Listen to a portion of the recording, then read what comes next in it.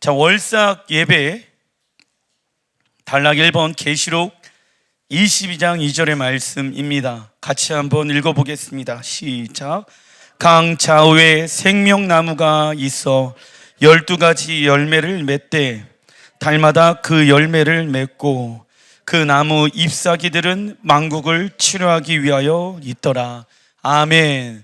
자, 하나님의 나라에 임하게 되어지면 강 좌우에 무슨 나무가 있습니까? 생명나무가 있다라고 말씀하고 있죠. 그 생명나무는 창세기 1장에 보게 되어지면은 에덴 동산에 심겨진 나무입니다. 그리고 그 생명나무는 누구를 의미합니까? 예수아를 의미합니다. 그런데 생명나무 안에 몇 가지의 열매를 맺습니까? 12가지의 열매를 맺는다. 달마다 열매를 맺어야 한다. 자, 예수아를 믿는 사람들, 예수아가 생명나무이죠.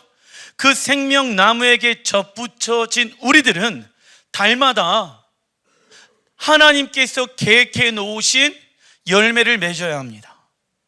농사꾼이 이번 달에 나무에 이러한 열매가 맺어야 하는데 알고 있잖아요. 계획해 놨잖아요. 열매를 맺기 위해서 추수하려고 심었잖아요. 할렐루야.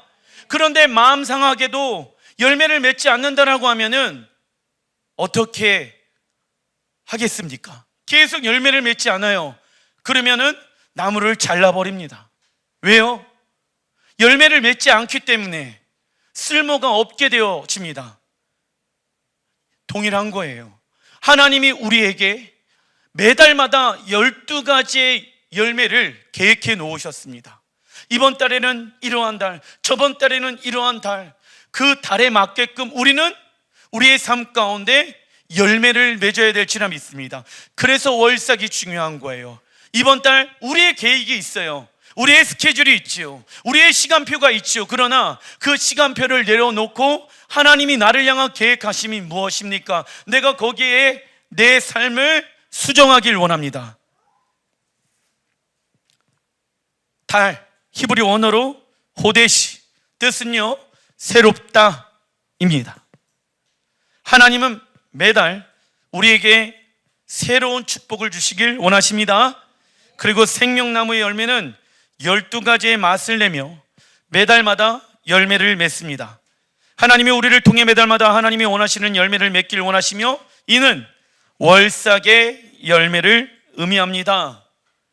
그러나 우리도 이스라엘과 동일한 실수를 범할 수가 있지요.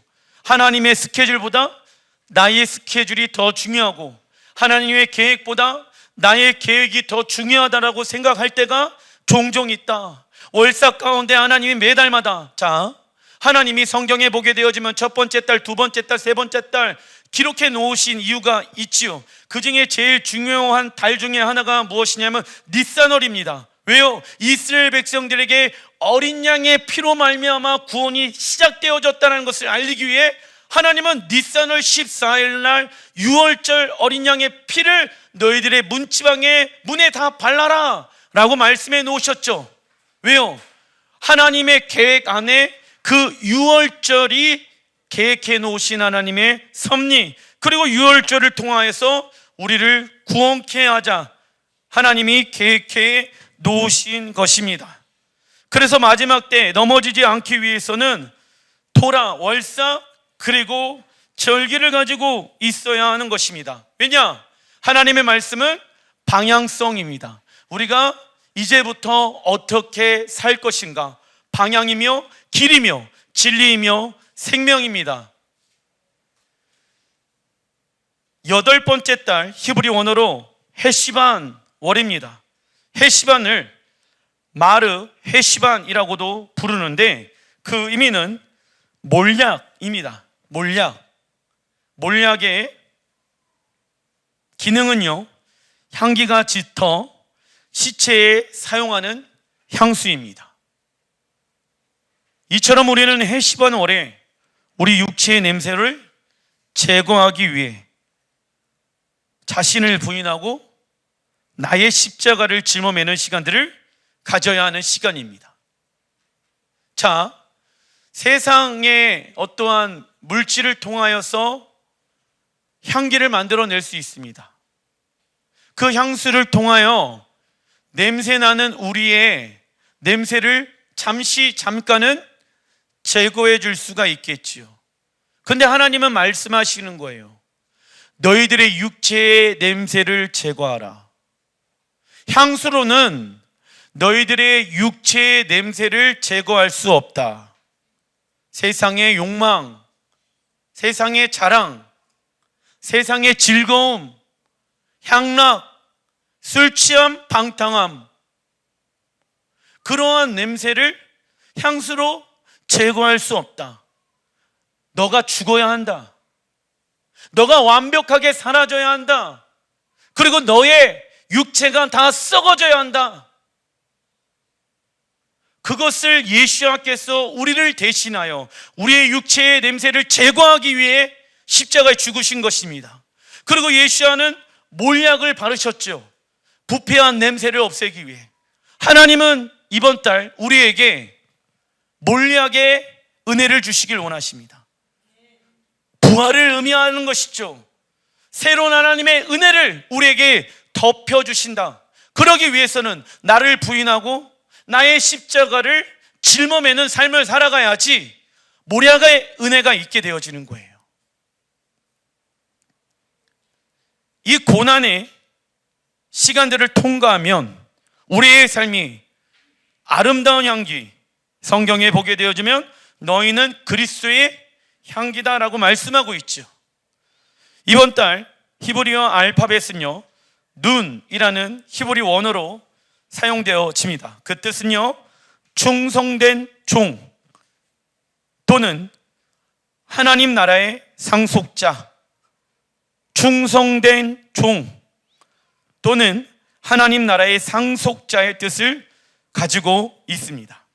대표적으로 눈의 아들 여호수아가 있습니다. 신명기 31장 23절 읽어보겠습니다. 시작.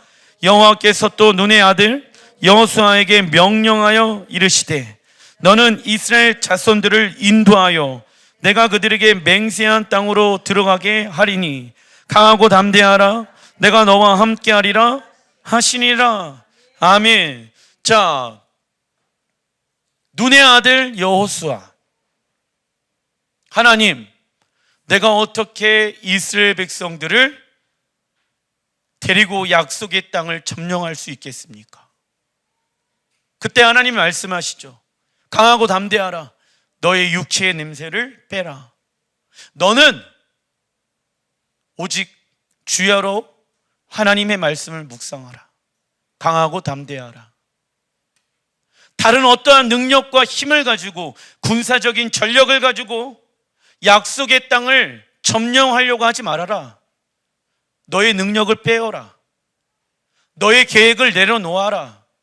그리고 그 위에 몰약의 기름 부으심을 받아라. 그래서 이번 달 눈의 아들 여호수아가 충성된 종으로 하나님 앞에 쓰임받는 달입니다. 여러분들, 세상에 돈에 명예 사람들에게 충성할 것인가? 우리 안에도 친구들에게 충성하시는 분들이 계시죠? 사람들에게 충성하시는 분들이 계시죠? 그러나 우리는 하나님께 충성해야 합니다. 어떻게요? 죽도록. 친구들에게 죽도록 충성하지 않습니다. 세상 사람들에게 죽도록 충성하지 않습니다. 우리가 죽도록 충성해야 하는 대상은 하나님 한 분이십니다. 그때 하나님은 여호수아에게 은혜를 주셔서 여리고성을 점령할 수 있는 능력을 받게 되어지는 거예요. 한계를 뛰어넘는 달인 거예요, 이번 달에. 하나님의 은혜가 우리에게 있기를 원하십니다. 눈, 충성된 종, 하나님 나라의 상속자, 눈의 아들 여호수아 나오지요. 여호수아의 이름의 의미는 구원입니다. 여호수아는 예시와와 같은 뜻인 구원의 뜻을 가지고 있다. 그래서 여러분들 여호슈아의 줄임말이 예슈아예요. 그리고 여호슈아, 예슈아 어떠한 의미를 가지고 있습니까? 구원. 그래서 구원의 이름 예슈아라고 얘기하는 거예요. 여호수아는 예슈아가 약속의 땅에 왕으로 오실 거에 대한 예표를 하고 있는 말씀이 여호수아의 말씀인 것입니다. 마태복음 1장 21절 읽어보겠습니다. 아들을 낳으리니 이름을 예수라 하라. 이는 그가 자기 백성을 그들의 죄에서 구원할 자이심이니라. 천사가 요셉에게 너는 반드시 아들의 이름을 예수아로 해야 한다라고 신신당부합니다. 왜냐하면 그가 자기 백성에게 구원이 될 것이기 때문입니다. 그리고 열왕기상 6장 38절에 11째 해 불월 곧 8째 달에 그 설계와 식양대로 성전 건축이 다 끝났으니, 자, 솔로몬 1성전이 다 완공되어진 달이 언제입니까? 불월 8째 달 해시반. 불월이라는 단어는 바벨론 포로 이전에 8째 달을 대신해서 사용했던 히브리어입니다. 참고로 숫자 8은 무엇을 의미합니까? 새로운 시작. 여러분들의 사업장, 여러분들의 자녀, 여러분들의 직업 가운데 하나님은 이번 달 새로운 일들을 계획하시기로 결정하셨습니다. 할렐루야. 근데 문제가 있어요. 우리는 자꾸 새로운 도전을 하고 싶어 하지 않습니다. 그것이 문제인 거예요. 새로운 도전을 해야지 새로운 은혜가 임하게 되어집니다. 근데 왜 우리는 새로운 것을 원치 아니합니까? 그 새로운 것 안에는 두려움이 있지요. 보이지 아니하는 장애물들이 있겠죠. 내가 알지 못합니다. 누구나 새로운 것은 다 어려워합니다. 익숙하고 안전한 것에 내 마음을 두길 원합니다. 그렇게 되어지면 하나님은 그에게 새로운 일을 행하실 수가 없습니다. 예전의 것들을 내려놔야지 하나님의 새로운 은혜가 있는 것 아니겠습니까? 그런데 계속 예전의 것을 붙잡고 있다라고 하면은 하나님의 새로운 역사하심을 우리는 경험할 수가 없는 것입니다. 생각해 보십시오. 여러분들이 사업을 하고 직장을 하게 되어졌을 때 그 처음도 새로운 시작이었습니다. 그때 하나님께 구하셨죠. 하나님 새로운 은혜를 우리에게 부어주십시오.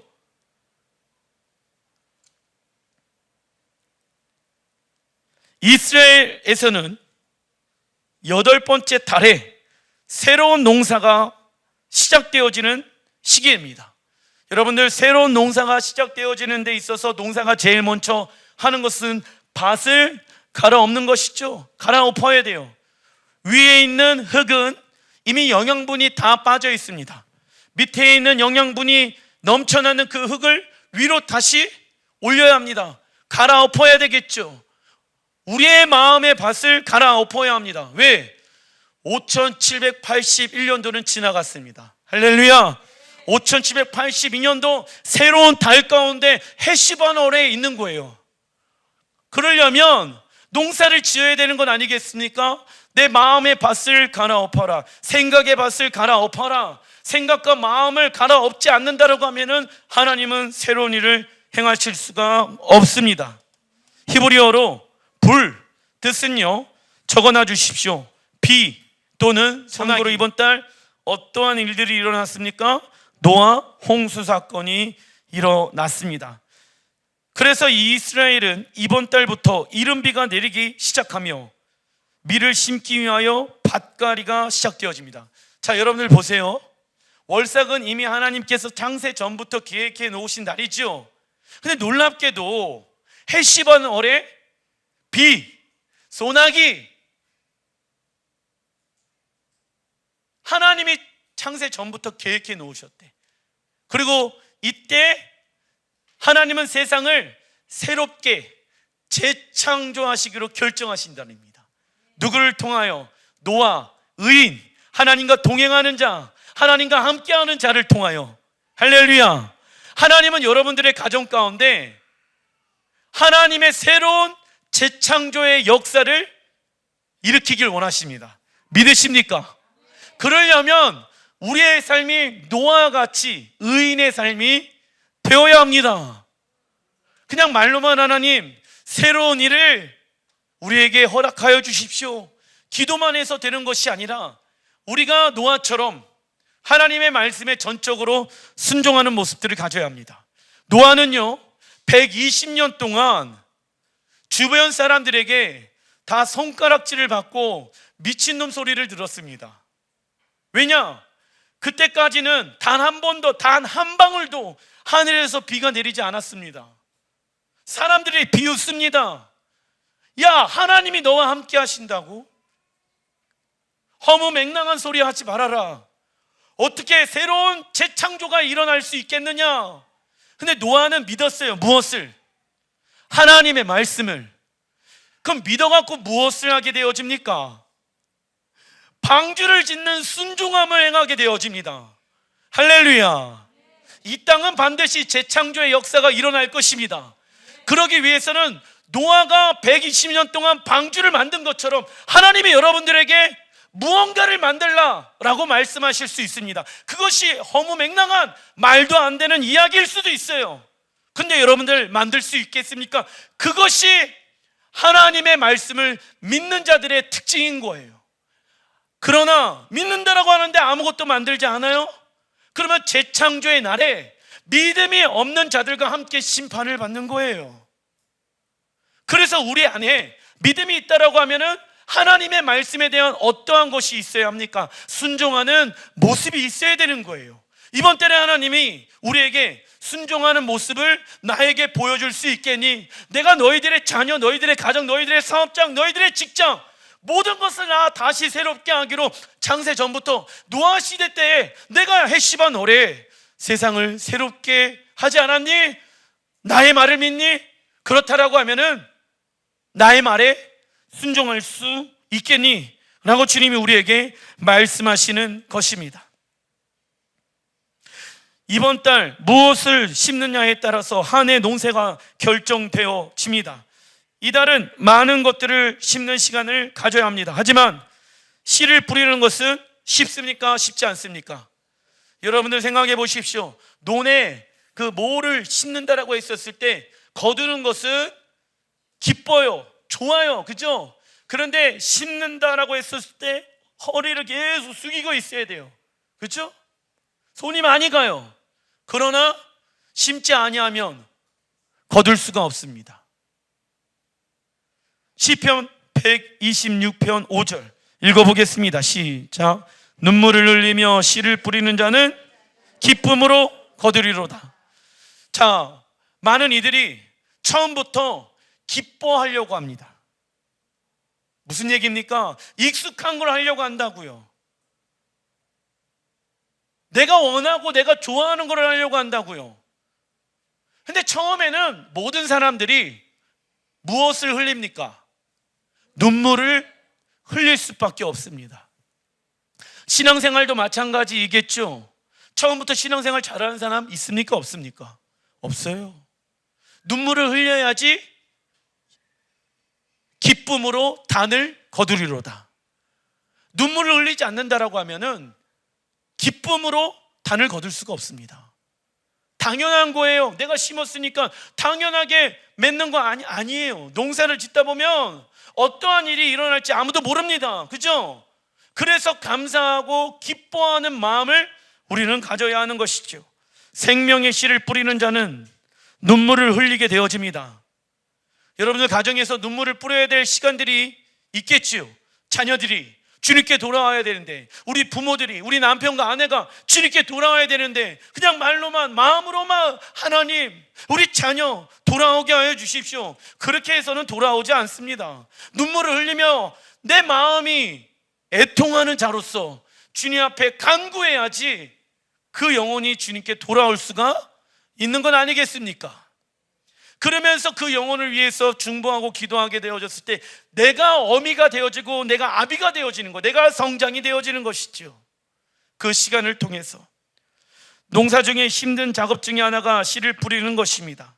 이는 힘들고 외롭고 고통스러운 것을 참고 이겨내면 그 열매는 달고 기쁨으로 수확의 열매를 거두게 될 것입니다. 그러나 힘들다라고 해서 씨를 뿌리지 않는다라고 하면 추수의 시기에 아무런 열매를 얻지 못합니다. 예수와도 씨 뿌리는 비유를 통하여서 말씀하셨죠. 길가는 무엇을 의미합니까? 시작. 세상으로 가득 찬 마음, 딱딱하고 냉랭한 마음을 의미하지요. 점검해 봐야 돼요. 나는 지금 내 마음의 상태가 길가에 있는지, 말씀이 지금 선포되어지고 있는데 그 말씀이 튕겨져 나가고 있는지 우리는 점검해야 돼요. 계속. 왜요?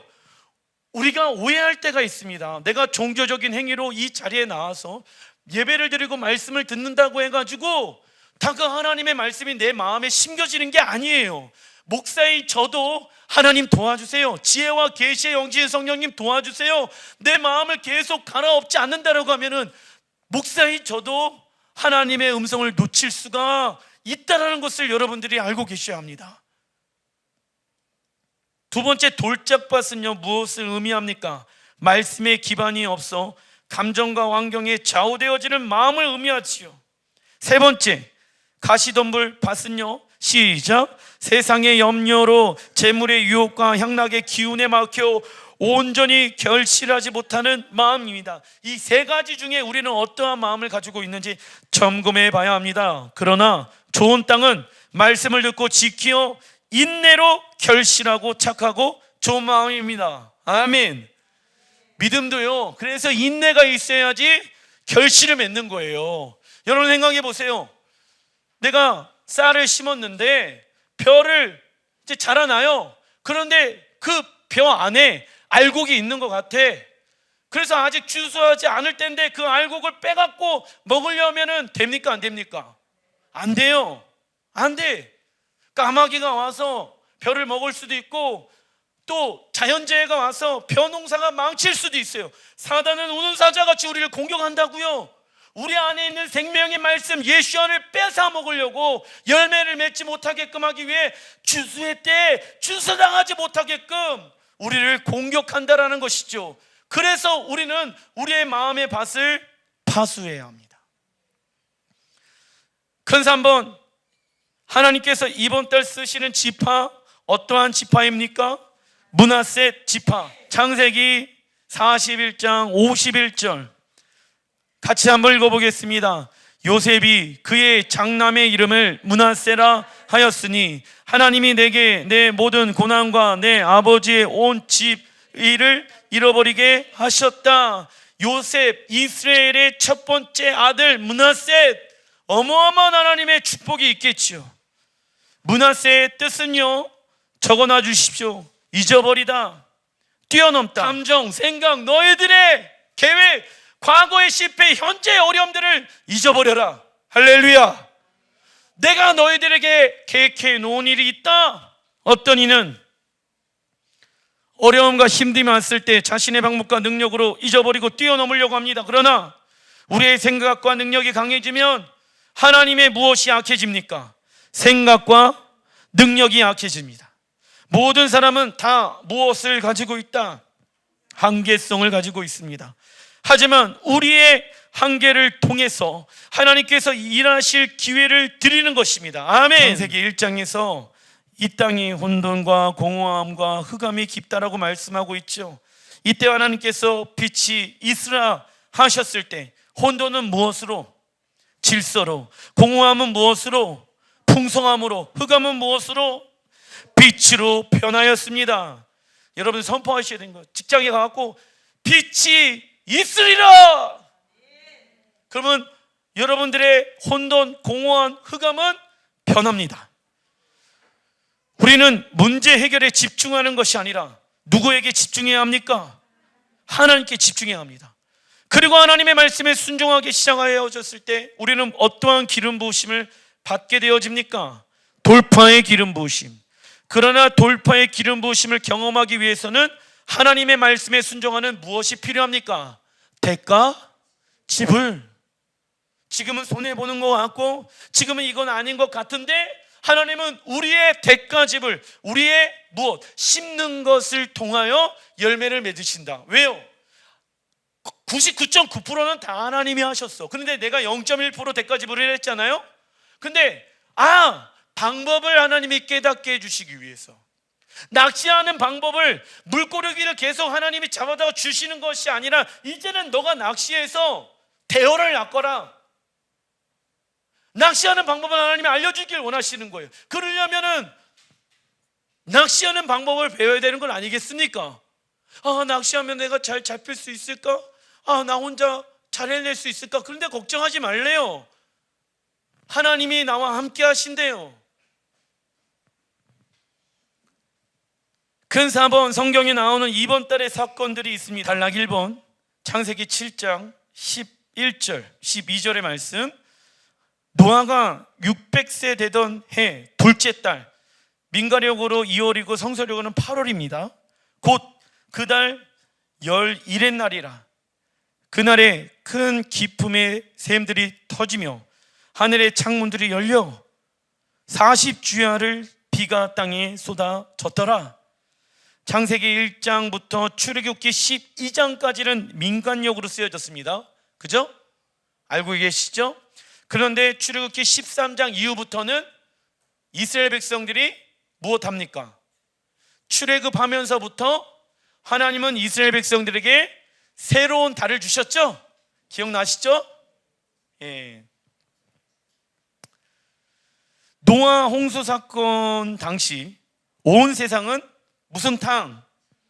집내탕과 같았습니다. 홍수물은 하나님을 반역하는 모든 옛사람과 자아를 죽이고, 홍수를 통과한 이들은 새 사람으로 탄생한 것을 보여주고 있습니다. 집내탕 히브리 원어를 보니까 미크바, 그 뜻은요 두 가지의 뜻을 가지고 있는데, 첫 번째는 무덤 들어가는 것, 첫 번째는 무덤에 들어가는 것, 두 번째는 어머니 자궁 속에 들어가는 것입니다. 우리의 옛 자아, 옛사람은 예수와의 무덤에서 죽고, 할렐루야, 어머니의 자궁 속에서 새 사람이 탄생하는 것을 의미합니다. 노아의 가족들은 그래서 하나님의 새로운 차원으로 이번 달에 들어간 거예요. 하나님 말씀에 내 자아를 죽이지 아니하는 자들은 방주 안에 들어가지 않잖아. 방주는 어머니의 자궁과 같은 거예요. 그 안에 들어가면 새로운 하나님의 창조의 역사, 할렐루야, 생명이 잉태어지는 역사, 할렐루야. 그런데 자궁 안에 들어오지 아니하는 사람들은 침례탕에서 죽는 거예요. 이거 이해되십니까 지금? 그래서 침례에 대해서 하나님은 노아의 홍수 사건을 통해서 예배해 놓으셨고, 내가 죽고 주님이 내 안에 사는 그 복음의 메시지가 그 안에 담겨져 있는 것입니다. 창세기 6장 9절 같이 한번 읽어보겠습니다. 이것이 노아의 족본이라. 노아는 의인이요 당대의 완전한 자라. 그는 하나님과 동행하였으며. 하나님은 노아를 세 가지로 표현하십니다. 첫째, 노아는 어떠한 사람입니까? 의인. 히브리 원어로 아시짜딕, 짜딕이 의거든. 의란, 읽어보겠습니다. 하나님과 깊고 올바른 관계를 의미합니다. 우리가 하나님의 말씀에 순종하는 것을 선택하는 이유는 하나님과 깊고 올바른 관계를 유지하기 위함입니다. 그러나 하나님의 말씀에 불순종하는 것을 선택한다면 우리는 무슨 노릇?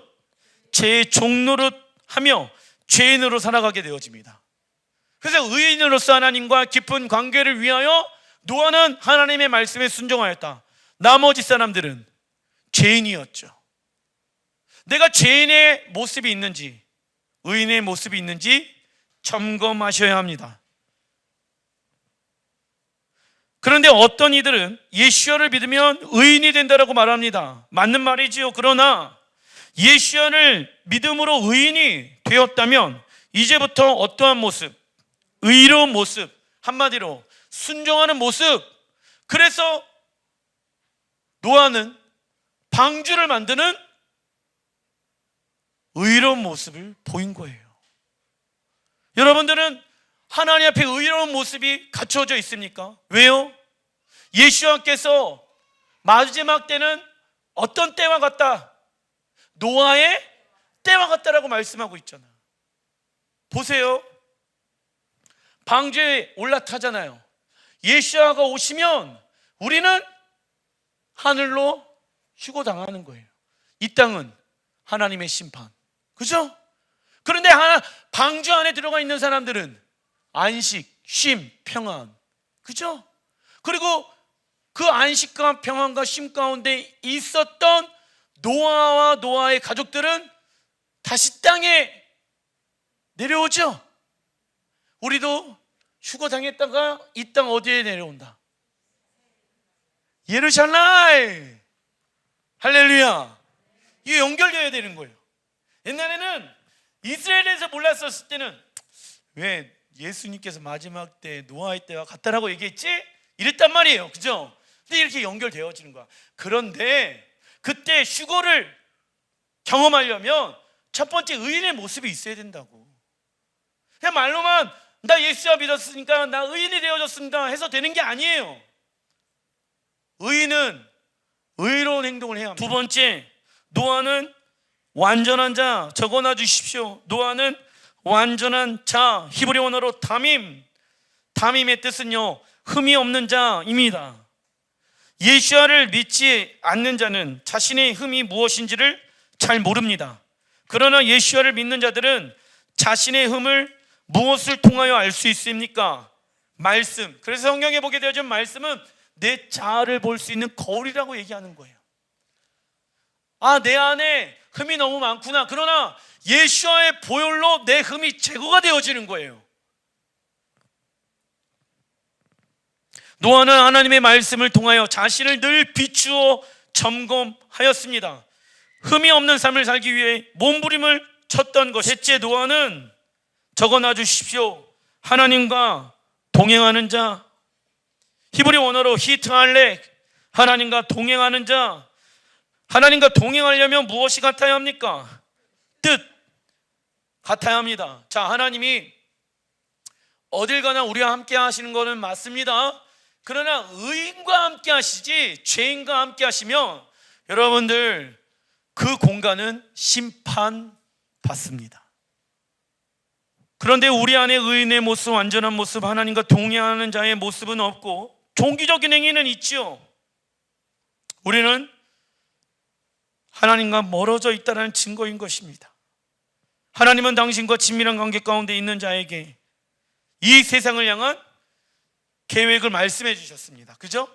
의인, 동행하는 자, 완전한 자에게 이 세상을 향한 하나님의 계획을 말씀하시는 거예요. 그 말씀이 뭡니까? 재창조. 그죠? 마찬가지예요. 보세요. 지금도 마찬가지예요. 내가 의인의 삶을 살아가고 흠없는 자로 살아가고 주님과 동행하는 자들은 이 세상을 향한 하나님의 마지막 때의 종말의 때를 준비한다고. 신앙생활이. 그런데 세 가지의 모습이 없는 사람들은 노아 시대 때의 나머지 사람들 있죠. 그 사람들처럼 손가락질 할걸요? 누구에게? 준비하는 자들에게. 생각해 보세요. 그렇다면 마지막 때를 위하여 살아가고 준비하는 자들이 교회 안에 많을까요? 아니면 교회에 왔다 갔다 하시는 분들이 많을까요? 하나님 나라에 대해서 마지막 때 관심을 갖는 자가 교회에 많을까요?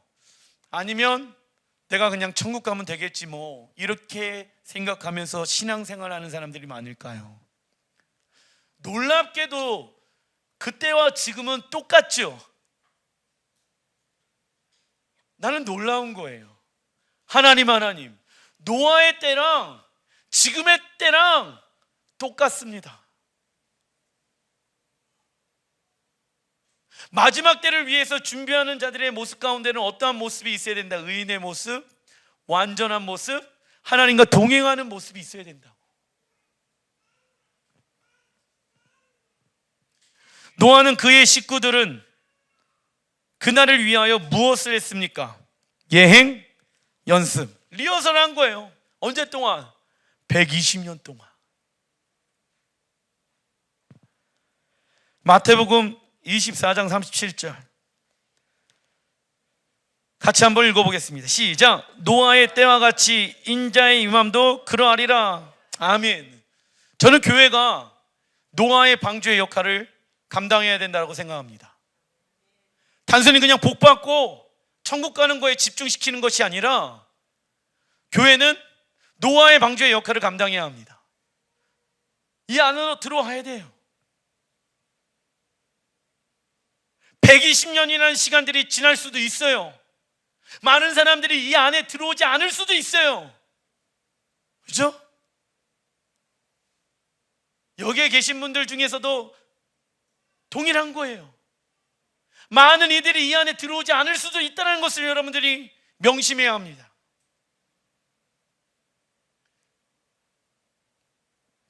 예수와는 마지막 때가 노아의 때와 같을 것이라고 말씀하십니다. 마지막 때 예수와가 재림하실 때 노아의 홍수처럼 7 대접 심판이 시작되어집니다. 그때 의인들이 먼저 예수와께로 휴거당할 것이며 노아와 그의 가족들은 방주에 올라타지요. 그게 예수와의 휴거를 의미하는 거예요. 그리고 이 땅에는 진노의 심판이 쏟아질 것입니다. 노아의 홍수가 끝나고 새롭게 재창조된 땅의 노아와 그의 식구들이 다시 내려온 것처럼 휴거당한 예수와의 신부들은 신랑 예수와 함께 이 땅 어디에?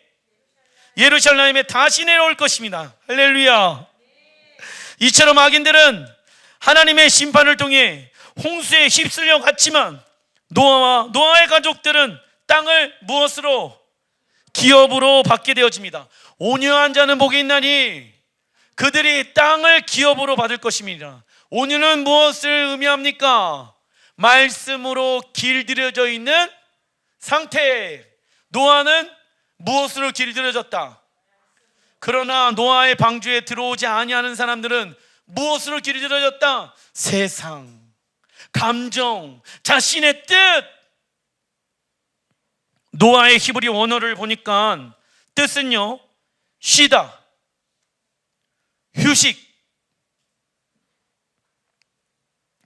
하나님의 심판 때 노아와 그의 가족은 무엇을 경험합니까? 쉼과 안식을 경험합니다. 이 땅에 안식을 가져오는 역할을 하였지요.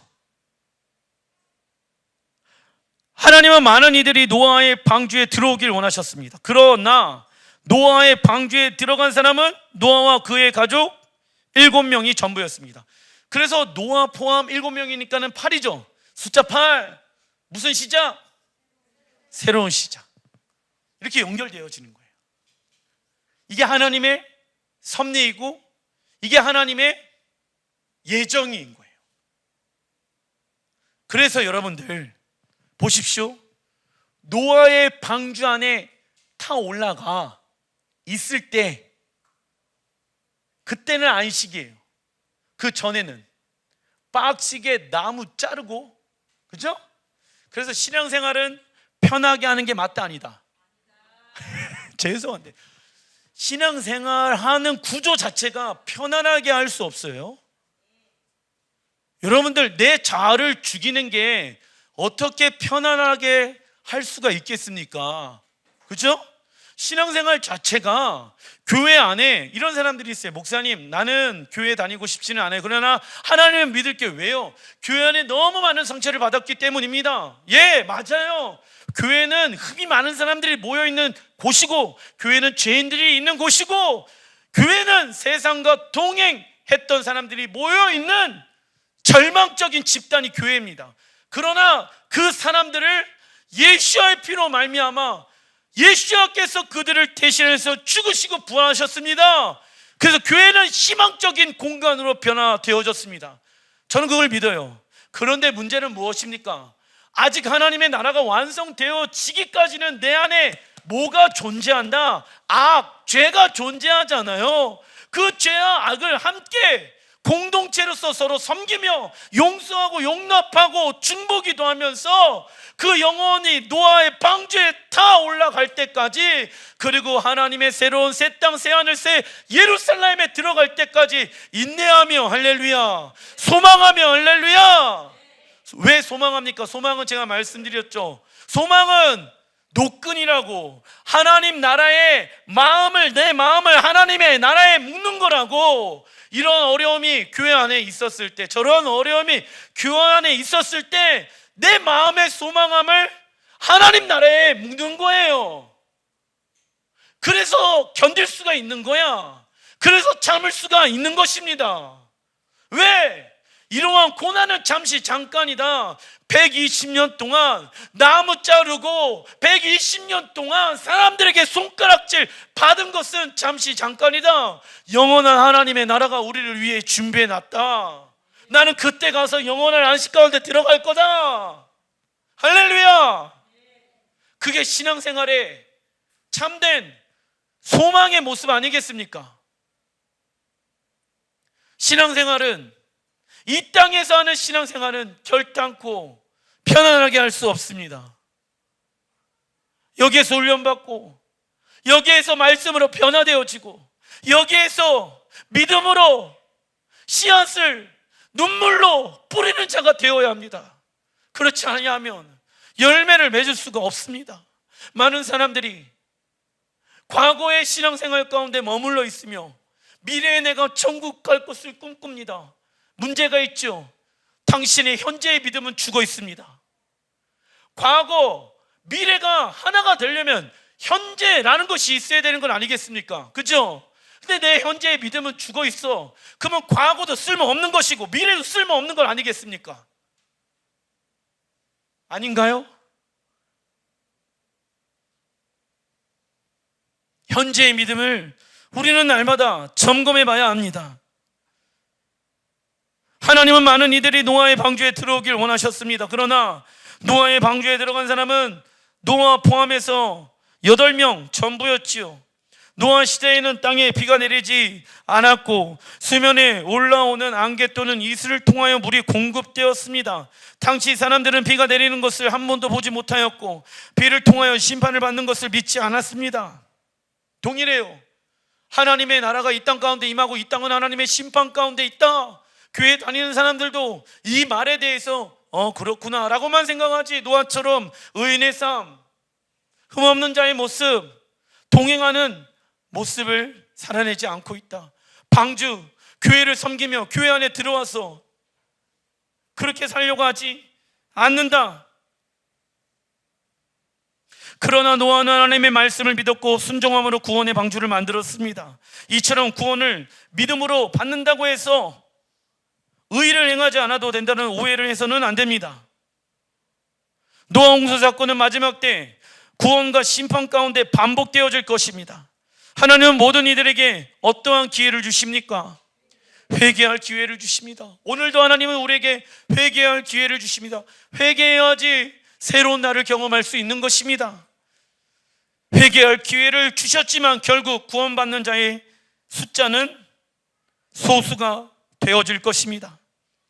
그래서 여러분들의 가정에 여러분들이 노아처럼 방주를 만드셔야 합니다.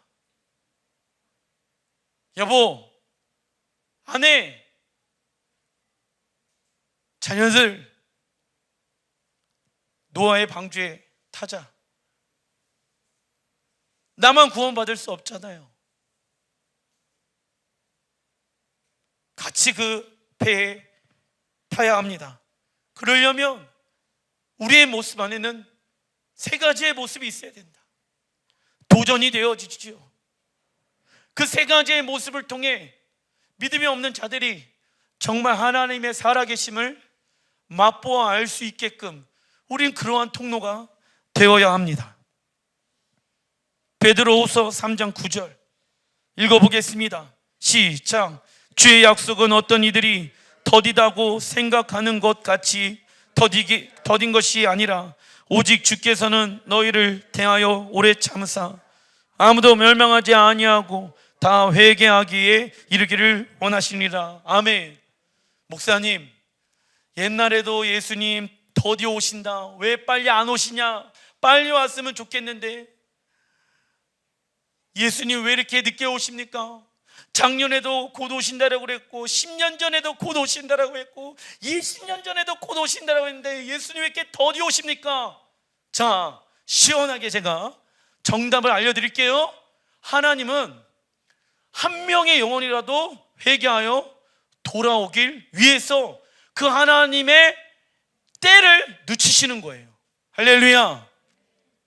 아시겠죠? 또 막 왜 작년에도 오신다고 했는데 올해는 안 오실까요? 한 명이라도 더 구원하기 위해서. 베드로서 3장 9절에 나와 있죠. 하나님께서 우리를 향하여 오래 참으시는 이유는, 읽어보겠습니다. 시작. 아무도 멸망하지 않고 회개하기를 원하기 때문입니다. 많은 이들이 예수야를 기다리고 있는데 아직 오시지 않는 이유는 무엇입니까? 우리에게 무엇할 기회, 회개할 기회를 주시는 것입니다. 하나님은 심판으로 세상을 멸망시키는 것이 목적이 아닙니다. 원래 창조하셨던 모습으로 다시 회복시키는 것이 하나님의 원래 계획입니다. 여러분들 오해하지 마세요. 하나님은요, 이 땅을 심판하시기 위해서 막 너무 좋아하시는 분이 맞다 아니다. 어떤 사람이 그래요. 엄마, 아빠, 왜 하나님은 이 땅을 심판하셔? 하나님은 이 땅을 심판하지 않길 원하셔. 그러니까 세상 사람들이 생각했었을 때 심판은 이 땅을 다 없애버리고 막 믿음이 없는 사람들 다 죽여버리고 이렇게 생각하잖아요. 그게 아니라 하나님의 심판은 새로운 날의 시작이에요. 심판이란 새로운 날의 시작. 그래서 하나님은 이 땅을 하나님이 원래 창조하셨던 목적으로 돌이키기 위한 것이야. 오해를 풀어주셔야 하는 것이죠. 그러나 안타까운 것이 있습니다. 마태복음 24장 39절 같이 읽어보겠습니다. 시작.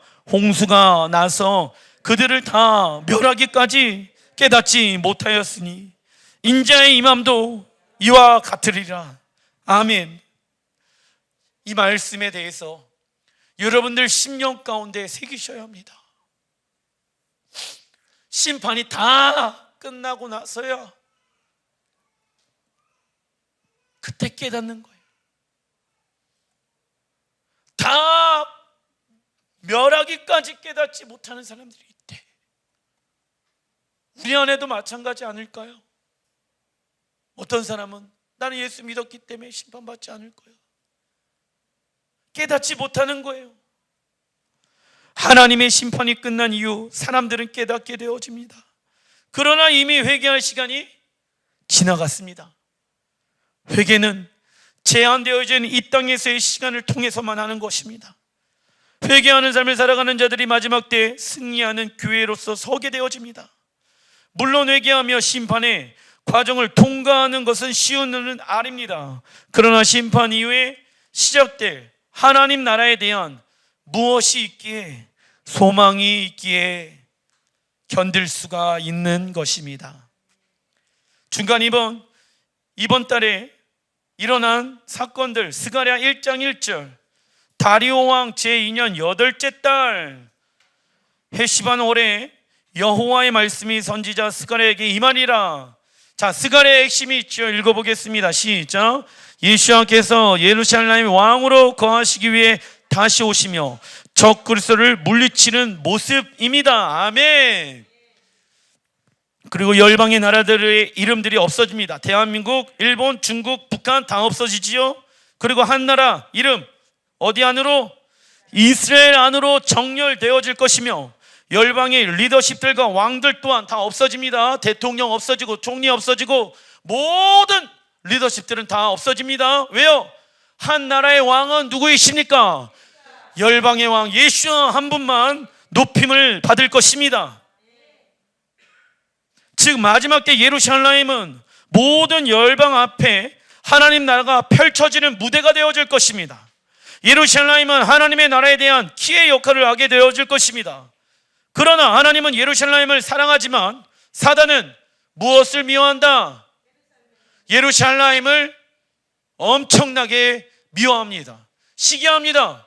그래서 많은 사람들이 예루살렘에 눈이 띄지 못하게끔 대체시나 예루살렘을 보지 못하게 만듭니다. 그러나 자, 스가랴 선지자에게 마지막 때 하나님 나라가 어떻게 이루어지고 완성되어진 계시가 임하는 거예요. 그래서 이번 달에 예루살렘에 대한 하나님 나라의 완성에 대한 계시가 이번 달에 엄청나게 일어나는 거예요. 왜? 노아 때에도 예수님께서 말씀하셨죠. 인자가 오는 때는 노아의 때와 같다. 마지막 때잖아요. 노아에게 이번 달에 마지막 때가 어떻게 이루어질 것인지에 대해서 계시가 임한 거야. 놀랍죠? 근데 스가랴 선지자에게 하나님이 이번 달에 마지막 때에 대한 계시를 막 주시는 거예요. 무엇을 얘기하는지 아십니까? 우리가 더 이상 없어지는 이 세상 나라에 마음을 두면서 살아가는 것이 아니라 마음의 몰약을 바르고, 할렐루야, 내 자아를 죽이고, 하나님, 내 삶이 이제 새롭게 변화되어져서 장차 이 땅 가운데 완성되어질 하나님 나라를 위해 살아가는 자가 되게 하소서. 그래서 하나님 나라에 대한 계시가 풀어지는 달이 이번 달인 거예요. 스가랴 4장 6절, 만군의 여호와께서 말씀하시되 이는 힘으로 되지 아니하며 능력으로 되지 아니하고 오직 시작 나의 영으로 되니라. 7절, 큰 산아 내가 무엇이냐, 내가 스룹바벨 앞에서 평지가 되리라. 아멘. 하나님의 성전을 짓는데 모든 방해물들이 평지가 되어집니다. 이번 달에 방해물들이 오게 되어질 것입니다. 그때 혼과 감정과 육으로 반응해서는 안 되지요. 하나님의 영, 말씀으로 반응해야 모든 산지가 평지가 될 수 있습니다. 기도하겠습니다.